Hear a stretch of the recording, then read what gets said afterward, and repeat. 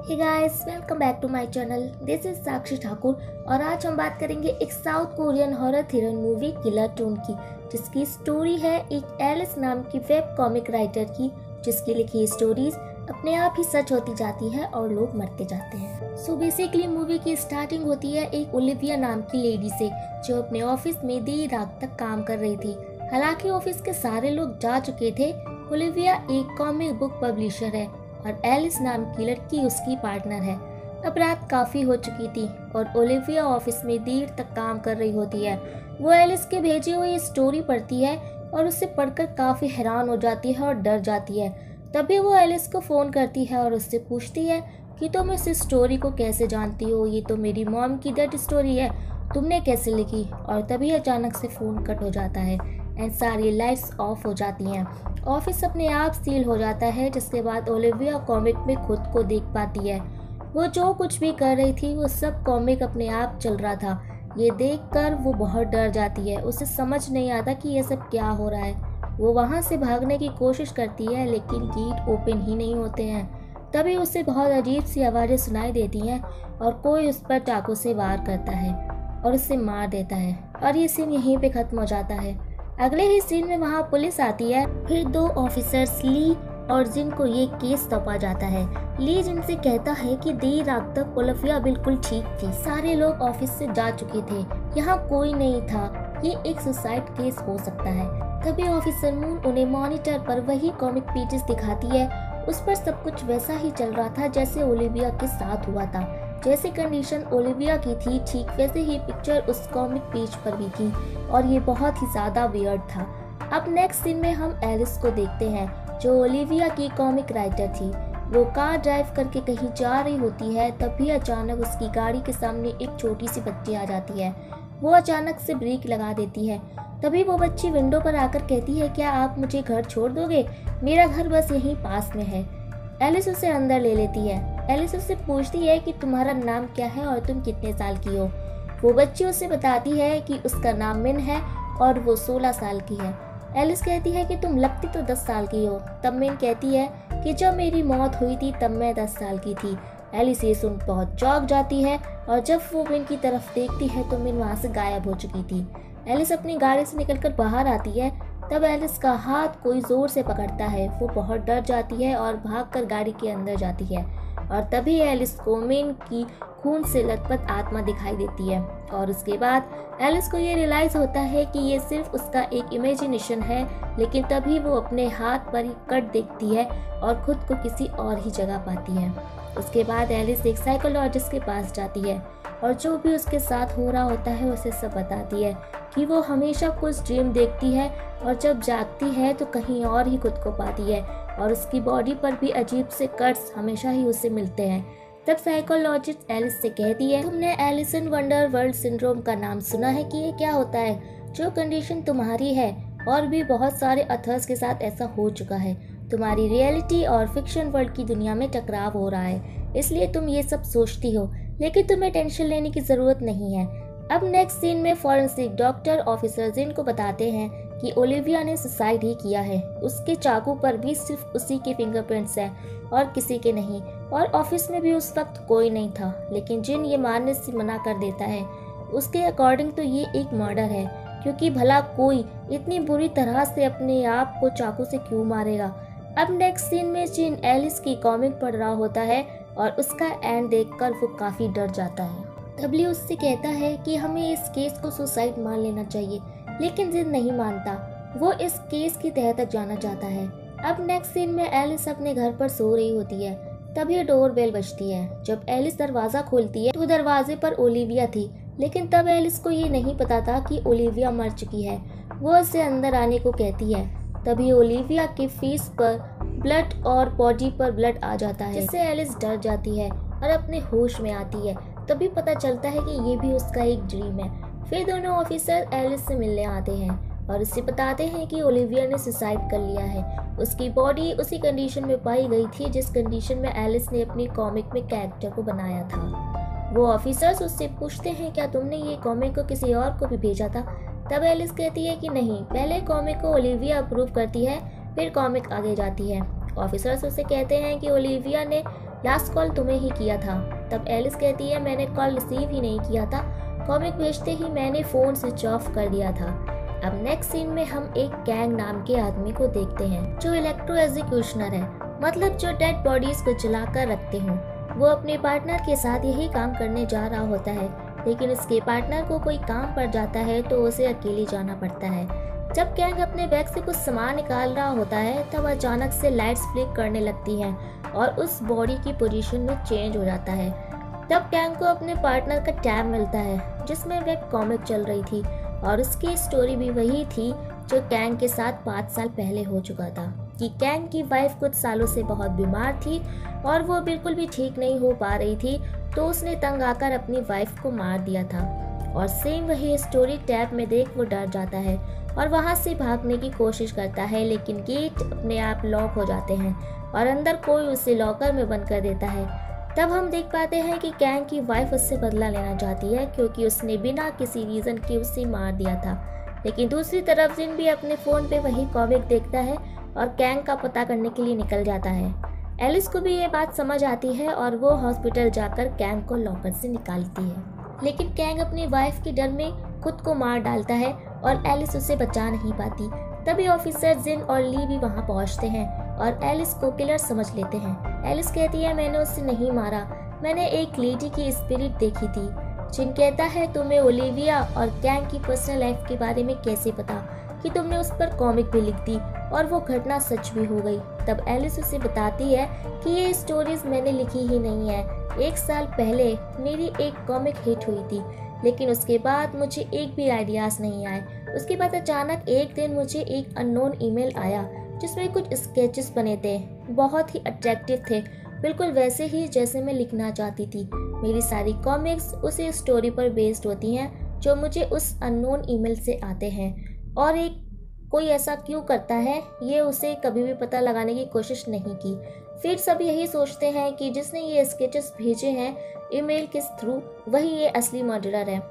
फिर officers IP address का पता लगा लेते हैं जहां से ईमेल्स आ रही थी। दूसरी तरफ एक और केस के बारे में पता चलता है। वो डिटेक्टिव एक एमिली नाम की लड़की का पता लगा रहे थे जो 5 साल पहले अपने घर से भाग गई थी, और उन्हें भी पता चलता है कि एमिली की लास्ट लोकेशन वही थी जहां से एलिस को ईमेल्स भेजे गए थे, और उस एड्रेस पर एलिस भी 5 साल पहले रहा करती थी।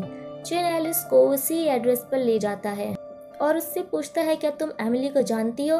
तब एलिस फिर उससे बताती है कि जब 5 साल पहले उसके पास कोई जॉब नहीं थी, उसके पास पैसों की भी बहुत प्रॉब्लम थी, तब एक दिन उसने एमिली को दीवार पर ड्राइंग बनाते हुए देखा था जहाँ कुछ लोग उसे परेशान कर रहे थे, तो उस पर तरस खाकर एलिस ने उसे अपने पास रख लिया था और दोनों की बॉन्डिंग बहुत अच्छी हो गई थी। एक दिन एक औरत आकर एमिली पर इल्ज़ाम लगाने लगी थी कि उसकी वजह से उसके बच्चे की मौत हो गई है। एमिली ने एक ड्राइंग बनाई थी और उस ड्राइंग के जैसे ही उस बच्चे की मौत हो गई थी। फिर उनके मकान मालिक ने उन्हें धमकी दी थी कि यहाँ से चले जाओ वरना मैं घर को आग लगा दूंगा। एलिस कहती है इसने कुछ नहीं किया, लेकिन वो लोग उसकी बात नहीं सुनते।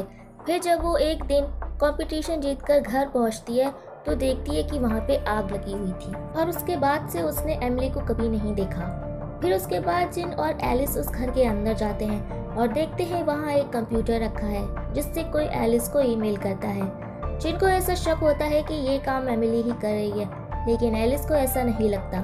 जिन कहता है कि इस जगह को तुम दोनों के अलावा कोई और नहीं जानता और वो ड्राइंग भी वही बनाती है, तो ज़रूर ईमेल भी वही करती होगी और ये मर्डर भी।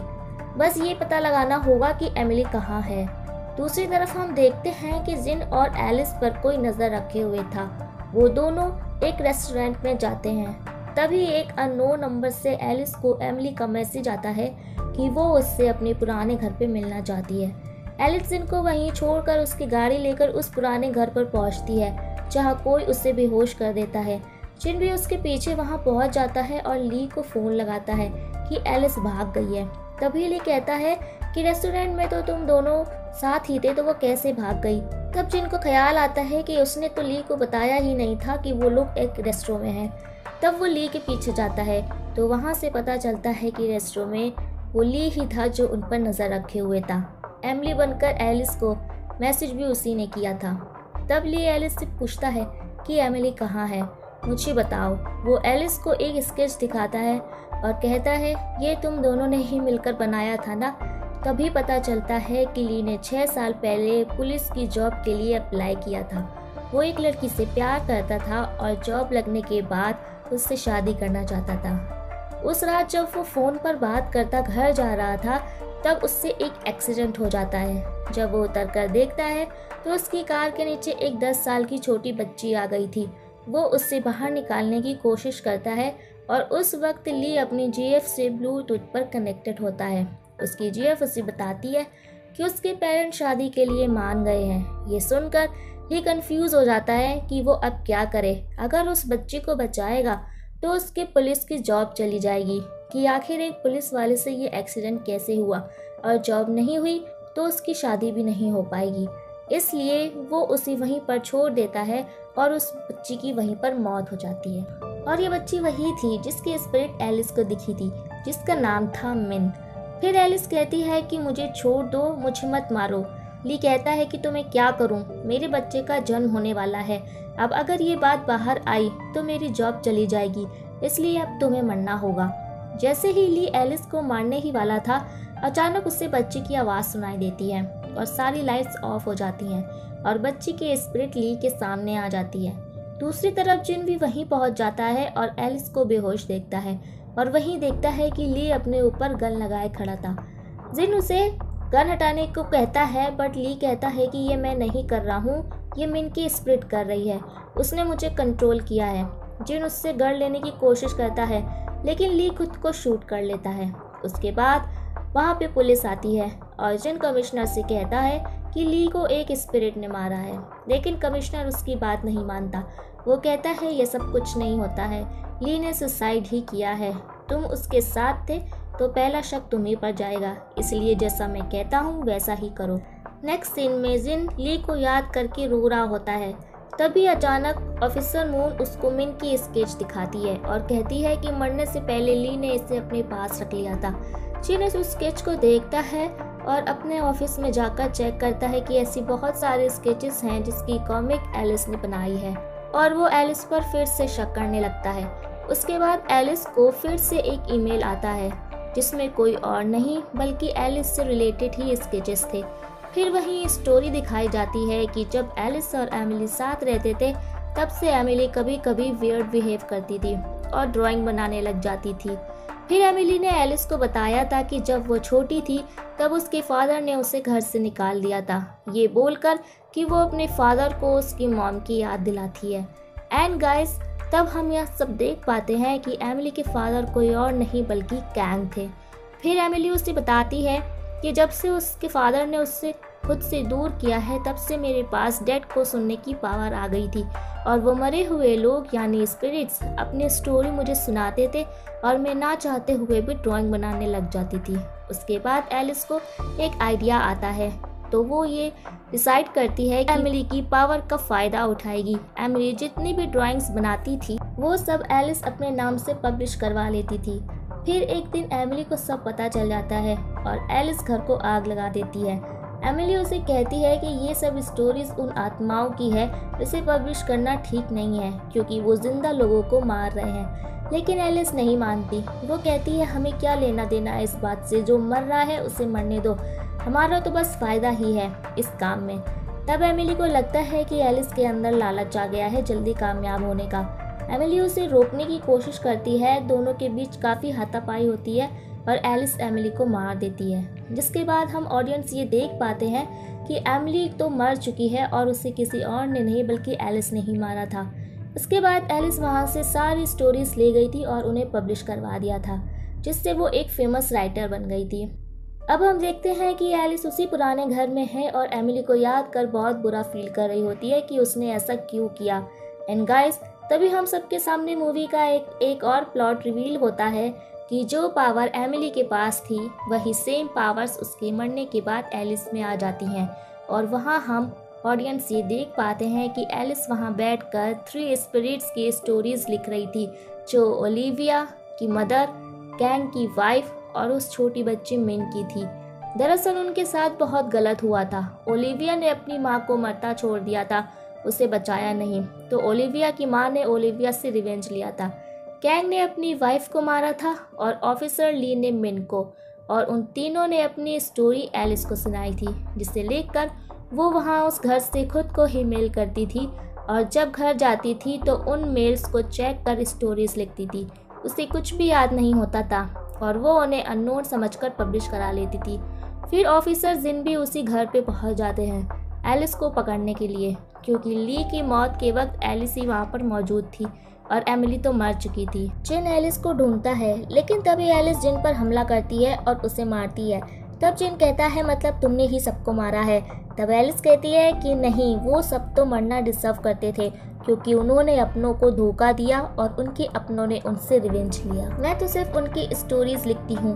फिर एलिस कहती है कि जिन तुम कौन सा सही हो जो दूसरों पर इल्जाम लगा रहे हो, और तभी दीवार पर अचानक कॉमिक पेजेस पढ़ने लगते हैं। एंड गाइस, यहाँ पर भी एक मूवी का शॉकिंग प्लॉट रिवील होता है कि जब ली अपने ऊपर गन ताने खड़ा था तब जिन उसे हटाने की कोशिश कर रहा था। वो ली के हाथों से गन छीन लेता है और उसे शांत करने की कोशिश करता है।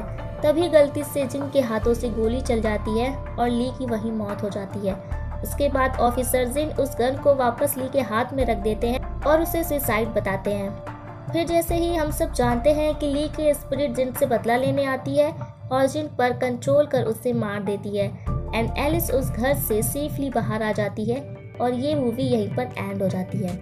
सो गाइज, अगर आपको ये एक्सप्लेनेशन अच्छा लगा हो तो प्लीज़ मेरे चैनल को लाइक एंड सब्सक्राइब ज़रूर करें एंड अगली वीडियो तक के लिए टाटा बाय बाय।